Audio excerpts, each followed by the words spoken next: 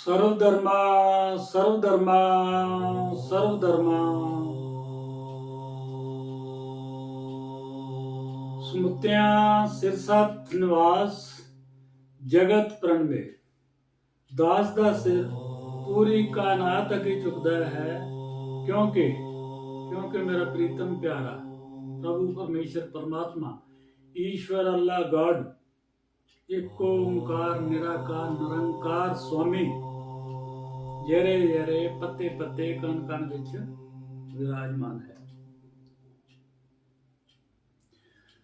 गुरु प्यारी साध संगत, वाहिगुरु जी का खालसा वाहिगुरु जी की फतेह।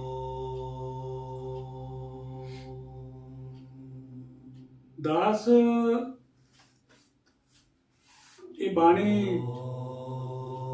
जपजी साहब इस विच सब तो वध जो स्ट्रेस है दास इस गल उत्ते दे रहा सीगा कि असी इस एक ओंकार निराकार निरंकार दे दर्शन करने। सब तो वध स्ट्रेस इस गल ते दिता गया है कि असी दर्शन करने हैं। ये सिफत इसकी धनता इसकी उस्तत तो असी सुनते हैं, लेकिन जो उस्तत इस एक ओंकार दी बाणी विच कीती गई है, मूल मंत्र विच कीती गई है, जब तक असी इसनूं जाणांगे नहीं तब तक गल नहीं बनती। इस तरह ते गुरु नानक साहब वाली गल है कि पढ़ पढ़ पोथी लदी है, पढ़ी गए लेकिन असी हृदय विच तां वसाया ही नहीं, सिख दे दर्शन तां कीते ही नहीं। लेकिन गुरु नानक साहब ने ते बिल्कुल क्लियर एक ओंकार कह के तो दर्शन कराते। असी इस गल तक इस पासे में तुरदे ही नहीं। असी सोच ही अपनी इत्थे तक सीमित करके बैठे हाँ कि असी नितनेम करना है, असी सवेरे जपजी साहब का पाठ करना है, शाम को रहरास का पाठ करना है, असी सुखमनी साहब का पाठ करना है, असी पंज बाणियां का पाठ करना, असी बाणियां मूँह जबानी कंठ करनी है। असी इस पासे ध्यान दिता है। तो दास दा सारा स्ट्रेस इस गल दे उत्ते है कि असी इस एक ओंकार नूं जानना है, इस एक ओंकार दे दर्शन करने हैं।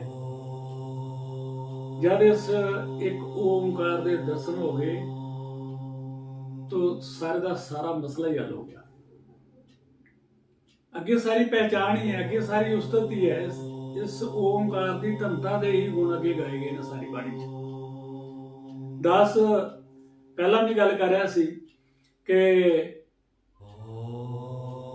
एक ओंकार पूरे मूल मंत्र का सार है, मूल मंत्र का सार ते पूरा मूल मंत्र एक ओंकार सतगुर प्रसाद तक पूरे जपजी साहब का सार है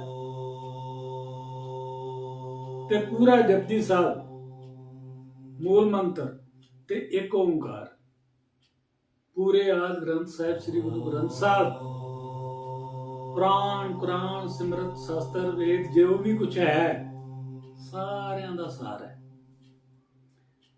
तो सिरे दी गल इहदे विच ये आंदी है कि एक ओंकार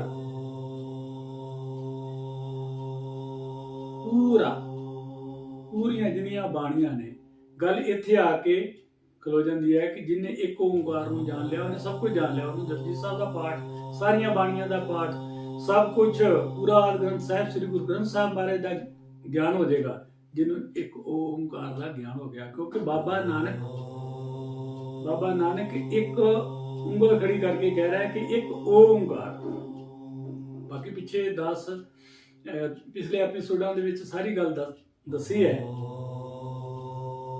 लेकिन इत्थे गल क्लीयर करना चाहता है कि ठीक है सारे धर्मां दे जिन्नियां भी भाषा हैगियां ने उन्हां दे पहले अखर नाल इस सब स्वरूप परमात्मा नूं याद किया गया है। लेकिन इस ओंकार दे दर्शन करने इस ऊड़े नाल ओंकार दे दर्शन करने बहुत ज्यादा जरूरी है। इस ओंकार दे जद तुसी दर्शन कर लोगे तो समझ लो कि तुसी परमार्थ दे विच इंटर कर गए। फिर कोई भी बाणी किसी भी धर्म ग्रंथ दी होए आप जी नूं समझ आएगी कि गल की हो रही है, किसदी हो रही है। तो ये ओंकार शब्द स्वरूप परमात्मा, तो दास पिछे भी दसाया गया कि ये ओंकार ही प्रधान कारक शब्द है। ये ओंकार निराकार निरंकार है। ये मेरे निरंकारी वीरां नूं भी समझना चाहिए कि ये ओंकार ही निराकार निरंकार है, जिस दे आप जी दर्शन करते हो, जिस लिए आप जी कहते हो कि सानू ब्रह्म ज्ञान हो गया। दास इत्थे दसना भी चाहेगा कि अगर राधा स्वामी माता है तो उस विच जिहड़ा पंज शब्द का नाम है, 10 पंज शब्द की भी गल करेगा। गुरबाणी विच बहुत ज्यादा पंज शब्द की महिमा के गुण गाए गए हैं। पंज शब्द का नामदान है जो राधा स्वामी वत वाले वीर मेरी ये बेनती ध्यान नाल जरा सुनो। उन्हां विच भी ओंकार शब्द जिहड़ा प्रधान कारक शब्द है।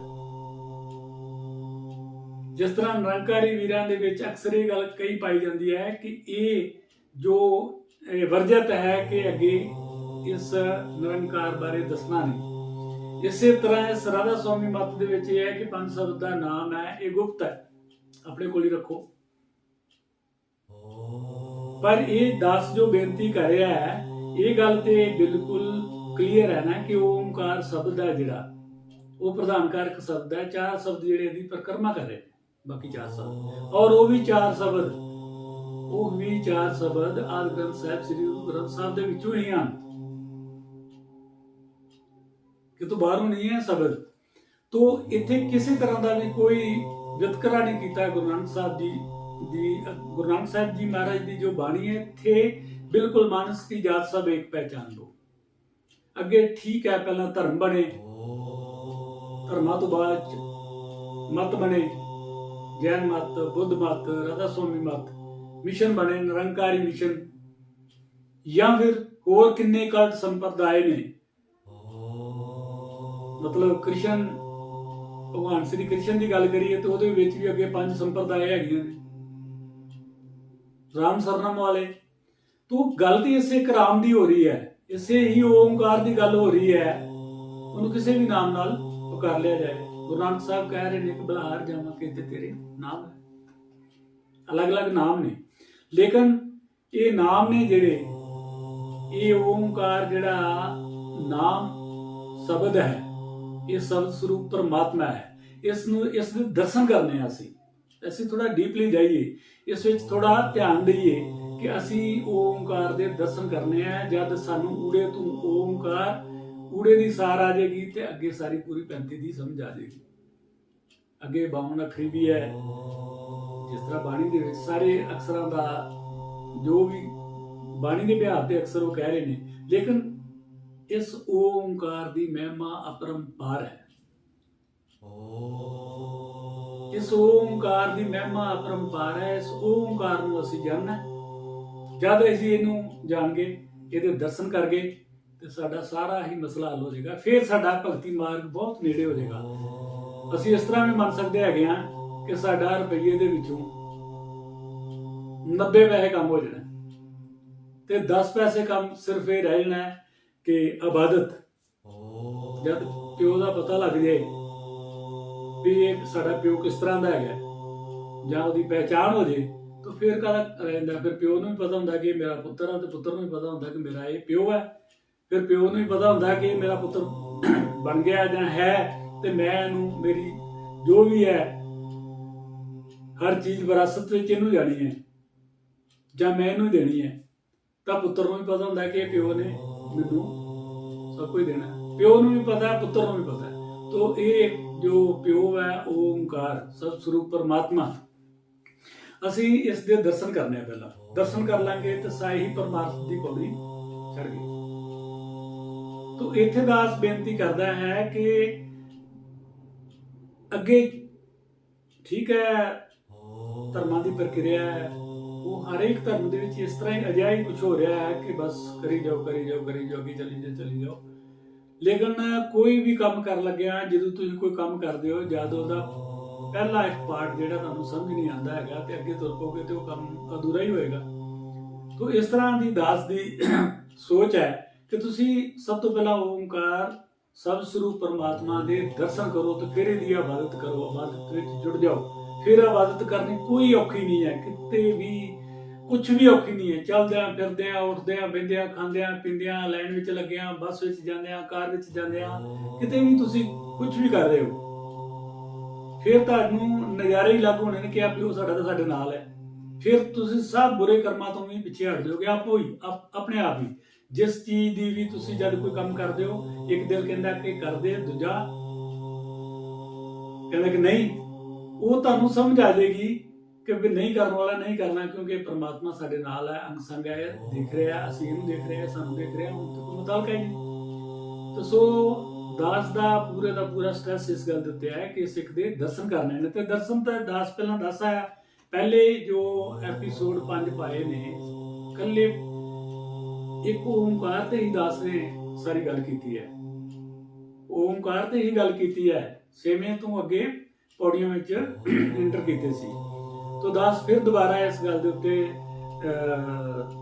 ध्यान दे रहा है कि जो अज का एपीसोड बेशक 1 या 2 एपीसोड होना, विषय है ओंकार, प्रकरण है ओंकार। ओंकार शब्द स्वरूप परमात्मा के दर्शन करने असी ते अगे तुरना ही ताम है। जिस तरह दास ने विच दस्या पहला कि जिस तरह दखनी ओंकार दे विच इस ओंकार जद गुरु नानक साहब दखन साइड ते गए ਤਾਂ ਉੱਥੇ ਇਸ ਓਮਕਾਰ ਦੀ ਮਹਿਮਾ ਦੇ ਗੁਣ ਗਾ ਕੇ ਬੋਲ ਕੇ ਦੱਸੇ ਉਹਨਾਂ ਜੀਵਾਂ ਨੂੰ, ਉਹਨਾਂ ਨੂੰ ਚਾਨਣਾ ਪਾਇਆ।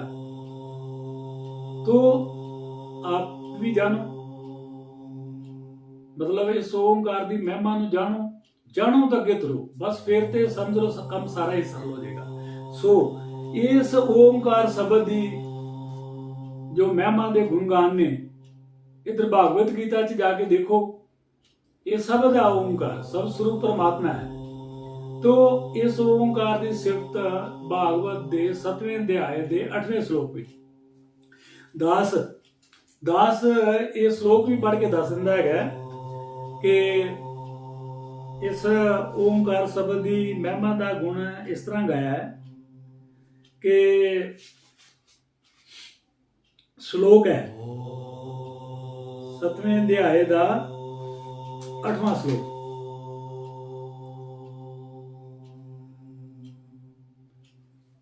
कि हे कुंती पुत्र, मैं पानी का स्वाद हाँ, मैं पानी का स्वाद हाँ, सूरज ते चंद का प्रकाश हाँ, वैदिक मंत्रां विच ओमकार हाँ, आकाश विच धमनी हाँ ਅਤੇ ਮਨੁੱਖਾਂ ਵਿੱਚ ਕਾਬਲੀਅਤ ਹੈ। 10 श्लोक भी पढ़ के सुना दिंदा है कि रसो हम अपसु कंते प्रभासम सस सूर्यो प्रणव सर्व वैदेश शब्द है खे पुरुषम दिस। इत्थे देखो दूसरी लाइन च आ गया प्रणव। प्रणव शब्द जो है ये ओंकार है और ओंकार शब्द जो है वो ही प्रणव है। ये संस्कृत भाषा का शब्द है प्रणव। तो गुरु गोबिंद सिंह जी महाराज ने 10वें ग्रंथ विच लिया 10 बाणियां दे विचों दूसरी बाणी अकाल उस्तत विच पहले संद विच ये गल क्लीयर कर छड़ी है कि प्रणवो आद एक ओंकारा, प्रणवो आद एक ओंकारा, जल थल महीजल कियो पसारा, आद पुरुष अविगत विनाशी, लोक चतुर्दश ज्योत प्रकाशी।